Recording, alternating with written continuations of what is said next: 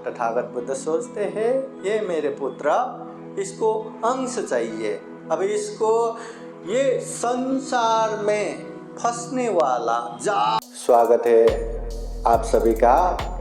आप लोग देख रहे हैं बुद्धास टीचिंग चैनल और हम यहाँ महाकारुणिक तथागत बुद्ध और उनके शिक्षाओं के विषय में चर्चा करते हैं।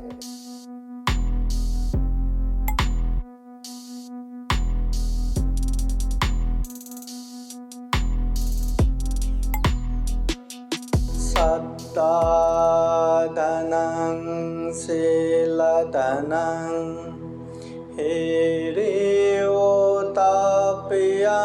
धनं सुतधनं च चागो मे पन्यावे सत्तमं धनं। महाकारुणिक तथागत बुद्ध धम्म संघ को त्रिवार वंदना।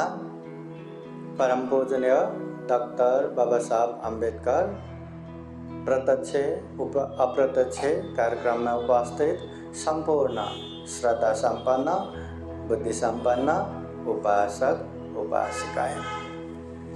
महाकारुणिक तथागत बुद्ध कहते हैं पुत्ता मत्ति धन मत्ति। जीवन जीने के लिए हमें परिवार भी चाहिए, हमें धन संपत्ति भी चाहिए, पर इति बालो विहन्यते। परिवार तो चाहिए ही, धन संपत्ति तो चाहिए ही, पर कोई ऐसे मूर्खता करते हैं, ऐसे अज्ञानी करते हैं कि मेरे पास पैसा है, मेरे पास परिवार है करके खूब अहंकार करते हैं, खूब अभिमान करते हैं। हाँ, अहंकार चढ़ गया तो वो किसी को नहीं मानता, अहंकार चढ़ गया तो वो अच्छा नहीं कर सकता। तो दुनिया में धन संपत्ति भी चाहिए, दिल से साथ देने वाला परिवार भी चाहिए, मगर इसी को लेके अहंकार करने लगा तो वो मूर्ख बन गया। तो मूर्ख तो बुद्ध कहते हैं अत्ता ही अत्नो नथी, जानो समझो हम खुद जैसा चाहते हैं वैसा नहीं है क्या? हाँ, हम जैसा चाहते हैं वैसा है क्या? ये किसका हाथ है? मेरा हाथ है ना। अगर ये हाथ को मैं थोड़ा सा ब्लेड से घाव करूं और ये हाथ तो मेरा ही है, ठीक हो जाए, होता है क्या?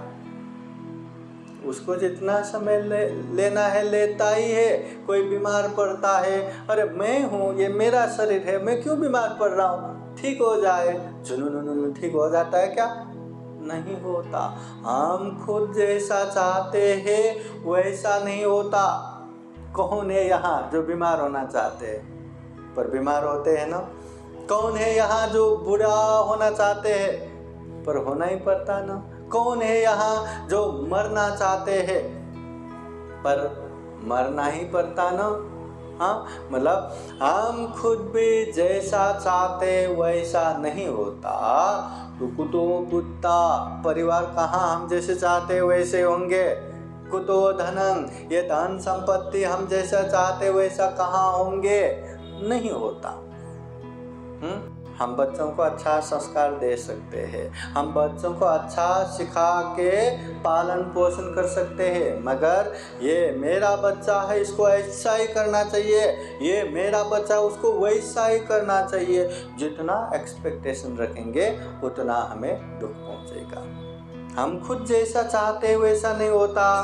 धम्म देशना सुन रहे हैं, शांति से धम्म देशना सुनना चाहिए, पर सुन पाते क्या?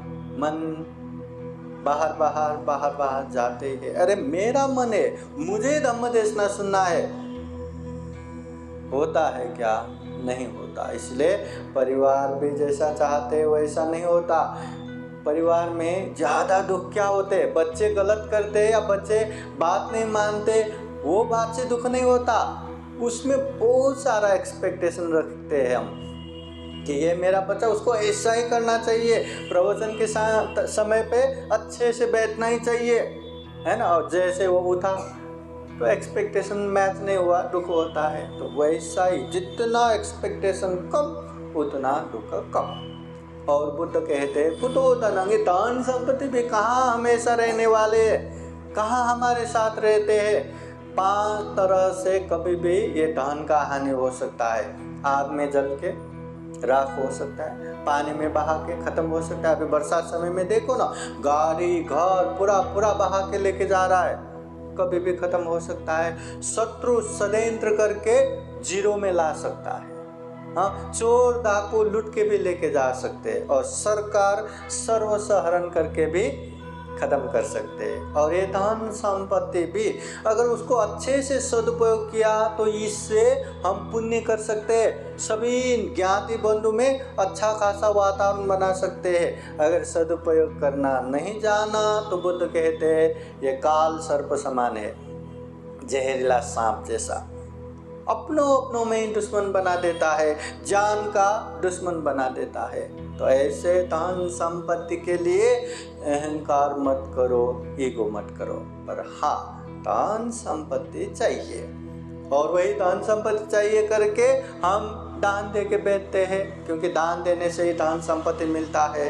हाँ, वही मूर्ख नहीं बनना और वही परिवार संपत्ति चाहिए करके हम दूसरों को भी दान दिलाते हैं, क्योंकि जितना हम दूसरों को समझा के दान दिलाते हैं उतना हमें परिवार संपत्ति मिलता है, दिल से साथ देने वाला मिलता है। दोनों चाहिए। अभी धन संपत्ति हमें चाहिए, जिसके पास खाने को नहीं होता काश खाने को मिलता, जिसके पास रहने को नहीं मिलता काश रहने को मिलता, रहने को मिला तो काश थोड़ा बड़ा ही घर होता, बड़ा घर हो गया पक्की घर होता, पक्की घर हो गया अच्छा खासा अपना ही बंगलो होता, फ्लैट होता, और वो भी हो गया अपना ही महल होता, दरबार होता। इच्छा आकांक्षा कभी परिपूर्ण नहीं होता। हाँ, चाहिए। एक समय ऐसा आता है कि अभी हमें खाने को प्रॉब्लम नहीं, रहने को प्रॉब्लम नहीं, कभी बीमार पड़ा तो दवा की प्रॉब्लम नहीं, लगाने के लिए कपड़े की प्रॉब्लम नहीं, बस ये बेसिक नीड्स हमें हो गया। अभी जो बुद्ध धम्म संघ के शरण जाने वाले उपासक उपासिकाएं हैं, अभी उसको इससे भी बढ़कर धन कमाना है। हाँ, इससे भी बढ़कर धन अर्जन करना है, तो क्या कर सकते हैं? हाँ,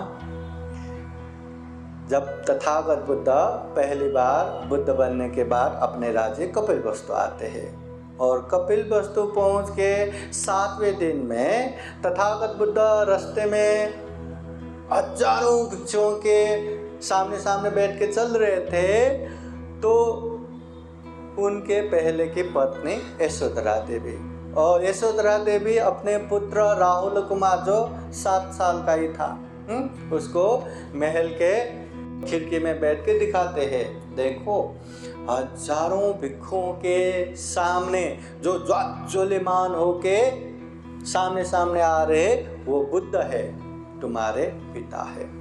उनके जन्म होते ही सोने चांदी धन से भरा हुआ 4 घड़ा उत्पन्न हुआ था, मगर जब से उन्होंने गृह त्याग किया या दरबार छोड़ के गया, वो दिखाई नहीं देता।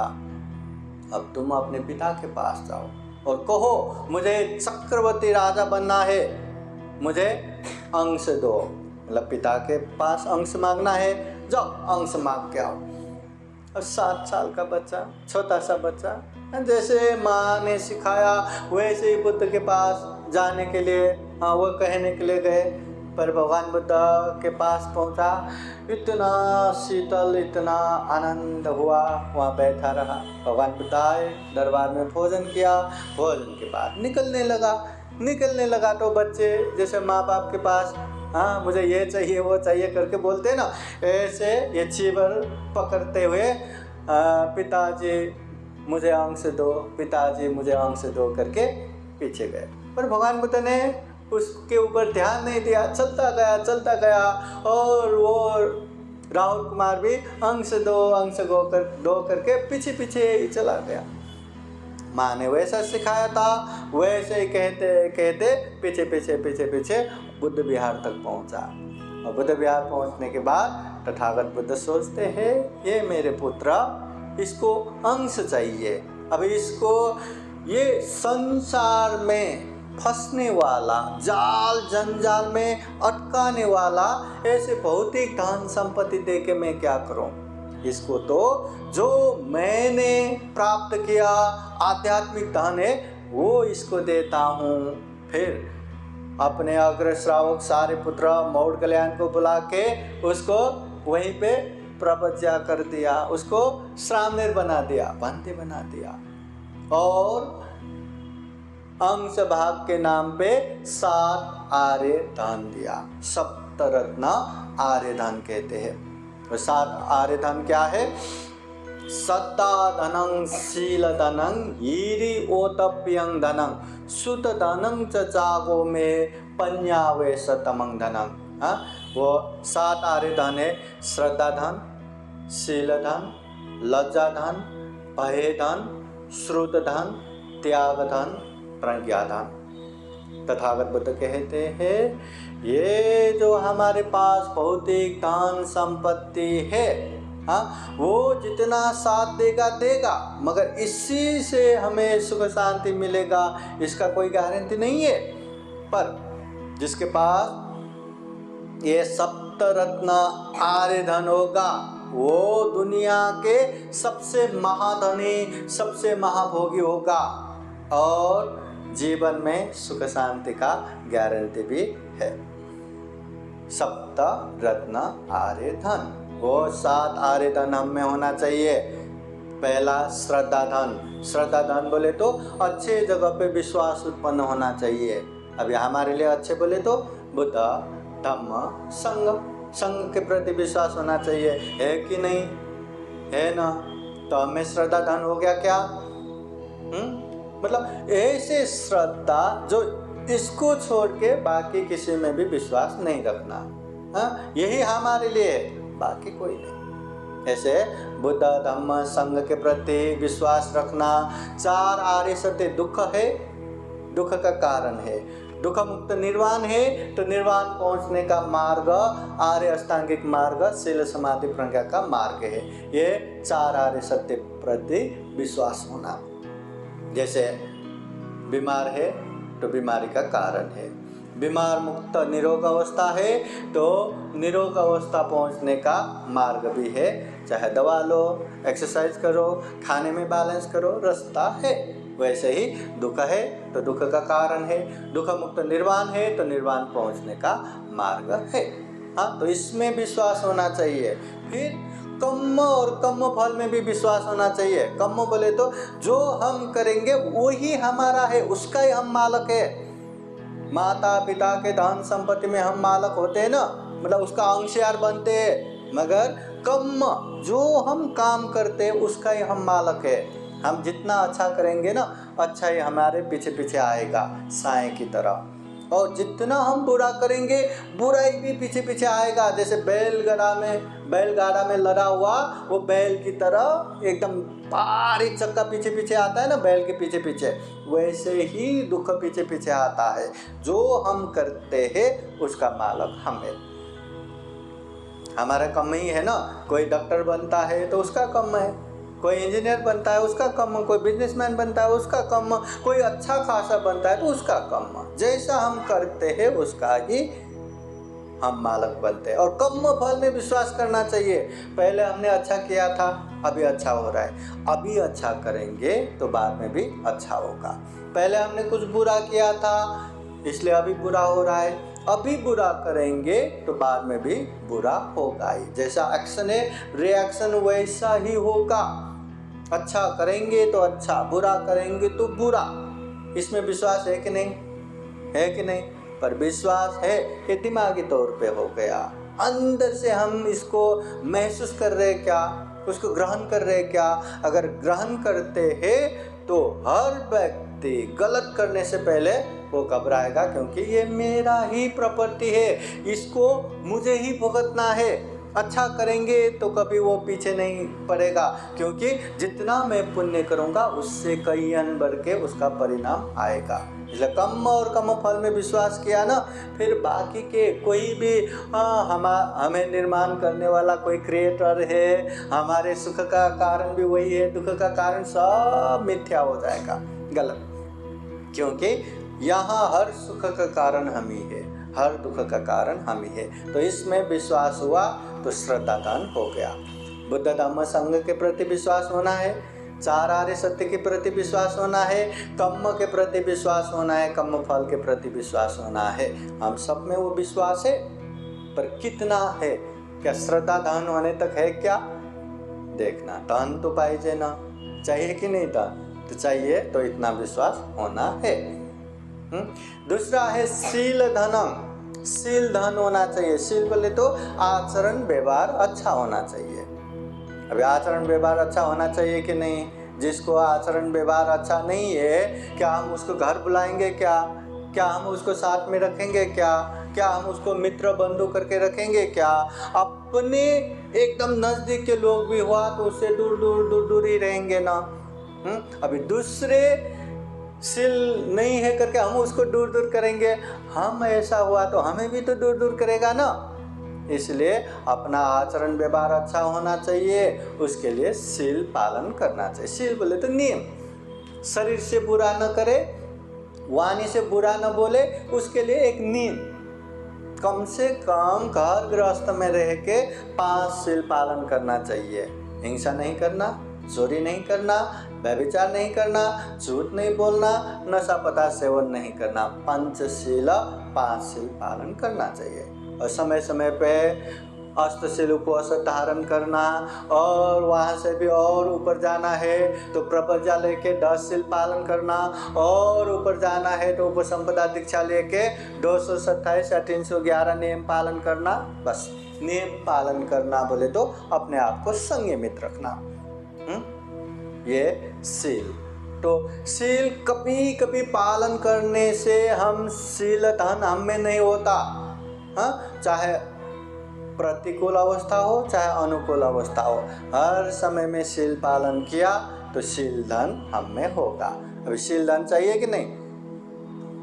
चाहिए तो कोई तथास्तु करके वरदान नहीं देगा, वो हमें ही आर्जन करना पड़ेगा। तीसरा है लज्जा धन, हीरी धन कहते हैं। हीरी धन बोले तो गलत काम करने में अंदर से जो लाज शर्म आता है उसे कहते हैं लज्जा। अच्छे जगह पे लाज आया तो उसको हीरी धन नहीं कहते। गलत जगह पाप करते समय, जैसे कोई हिंसा करने लगा, अरे ये हिंसा तो गलत है, अगर मैं हिंसा करते हुए लोग देखा तो मुझे हत्यारा कहेंगे, लोग मुझे क्या क्या बोलेंगे, अंदर से जो लाज शर्म आता है उसको लज्जा धन। और भय धन, ओतप धन बोले तो गलत काम पाप काम करने में अंदर से जो डर आता है, कहीं मैं किसी को मारूंगा तो मुझे भी कोई मार न दे, कहीं मैं किसी को गाली दूंगा तो मुझे भी कोई गाली न दे, पुलिस पकड़ के न लेके जाए, जेल में न डाले, ऐसा हो वैसा हो, मरने के बाद दुर्गति में न पतन हो जाए, जो अनेक तरह से जो डर आता है ना उसको कहते हैं ओतप धन। ये हीरी ओतप लाज और भय धन की वजह से दुनिया में पाप करने से हम दूर रह सकते हैं। अगर ये नहीं रहा तो देखना, लोगों के सामने वो पाप नहीं करेगा, लोगों के सामने पाप नहीं करेगा, मगर जैसे ही प्राइवेटली मिल गया वो कोई भी पाप करेगा। मगर अंदर से लज्जा भय हो, कोई देखे तो भी कोई ना देखे तो भी, गलत तो गलत है, पाप तो पाप है, उसमें शर्म आएगा, उसमें भय उत्पन्न होगा, उससे दूर होगा। दुनिया भर के लोगों के नजरों से हम बचा के भी पाप करें, पर खुद तो देख ही रहे ना, खुद को तो मालूम ही है। इसलिए ये लज्जा धन भय धन होना चाहिए। ये लज्जा धन भय धन होना कितना जरूरी है। बुद्धा एक बार कहते हैं, द्वे में धम्मा लोकं पालयन्ति, ये दुनिया को रक्षा करने वाला 2 गुण धम्मा है। कतमे द्वे, वो 2 क्या क्या है? हीरिंग च ओतपं च, यही लज्जा और भय।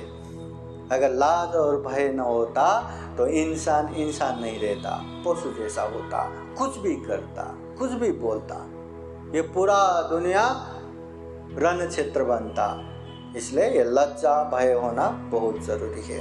और 5वां है श्रुतदान। श्रुतदान बोले तो बहुत श्रुत होना चाहिए, बहुत सारे बातें हमें पता होना चाहिए, धम्म की बातें भी पता होना चाहिए, हर चीज़ का ज्ञान होना चाहिए, उसको बोलते हैं श्रुतदान।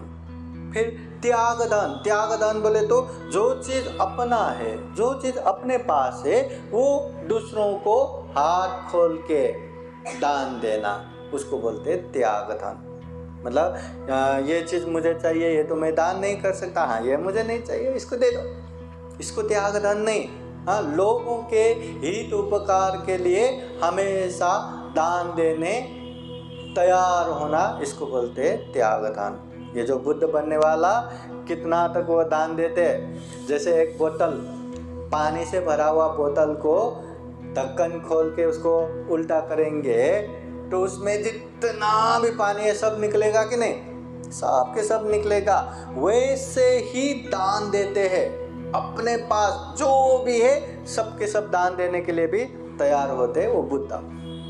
पर दान हमेशा श्रद्धा चित्त से दान देना, ये त्यागदान है। और 7वां दान है प्रज्ञादान। प्रज्ञादान बोले तो पाप पुण्य, कुशल अकुशल, योग्य अयोग्य, उचित अनुचित, हर चीज को अच्छे से जान के समझ के बैठना। और प्रज्ञावान व्यक्ति कभी भी पाप है जान के पाप नहीं करेगा, पुण्य है जान के उससे दूर नहीं होगा। तो ये प्रज्ञा होना बहुत जरूरी है। बुद्ध कहते हैं पඤ्ඤावन्त स्वयं धम्मो, ये धम्म ही प्रज्ञावानों का है। प्रज्ञा रहा तो हम ये जो भी कर रहे हैं ना सब पुण्य है, धम्म है। और प्रज्ञा नहीं रहा तो सिर्फ और सिर्फ कर्मकांड है। हाँ, प्रज्ञा पूर्वक दान दिया, शील पालन किया, ध्यान साधना किया, हर चीज में पुण्य ही पुण्य है। प्रज्ञा नहीं रहा तो कब मिथ्या दृष्टि बनेगा, कब अंधविश्वास बनेगा, पता ही नहीं। प्रज्ञादान होना जरूरी है। तो ये 7 दान, श्रद्धादान, शीलदान, लज्जादान, भयदान, श्रुतदान, त्यागदान, प्रज्ञादान, बुद्ध अपने पुत्र राहुल कुमार को जो अंश देते हैं ये 7 दान। और बुद्ध कहते हैं जिसके पास ये 7 दान रहेगा दुनिया के सबसे सुखी इंसान, दुनिया के सबसे महाधनी महाभोगी इंसान वो होगा। तो हमें ऐसा धन अर्जन करने की कोशिश करना चाहिए। बाकी धन तो क्या भाई भाई में बन जाता है, वो छीन के लेके जाता है, उसके लिए अनेक कलह हो जाता है। पर ऐसा ये सप्तरत्न आर्य धन न कोई छीन सकता है, न कोई मांग सकता है, न कोई लूट सकता है, न कोई। और ये धन संपत्ति जब तक हम कब तक रहेगा पता नहीं, पर जब तक है तब तक ही रहेगा। पर ये 7 आर्य धन हम रहे ना रहे, जब तक निर्वाण प्राप्त नहीं होगा तब तक पीछे पीछे आते रहते हैं। इसलिए ऐसा धन अर्जन करना चाहिए, इसी में हमारा कल्याण है। चलिए फिर एक बार हम महाकारुणिक तथागत बुद्ध के धम्म को खूब अच्छे से जान सके, समझ सके और अच्छे से पालन करते हुए ये दुर्लभ अमूल्य सर्वश्रेष्ठ मनुष्य जीवन को सफल बना सके, सार्थक बना सके, ऐसे कामना करते हुए ये धम्म देशना यहीं समापन करते हैं। सबका मंगल हो, सबका कल्याण हो। भवतु सब मंगलम्। साधु साधु साधु। बुद्धं नमामि, बुद्ध को नमन करता हूँ। धम्मं नमामि, धम्म को नमन करता हूँ। संघं नमामि, संघ को नमन करता हूँ।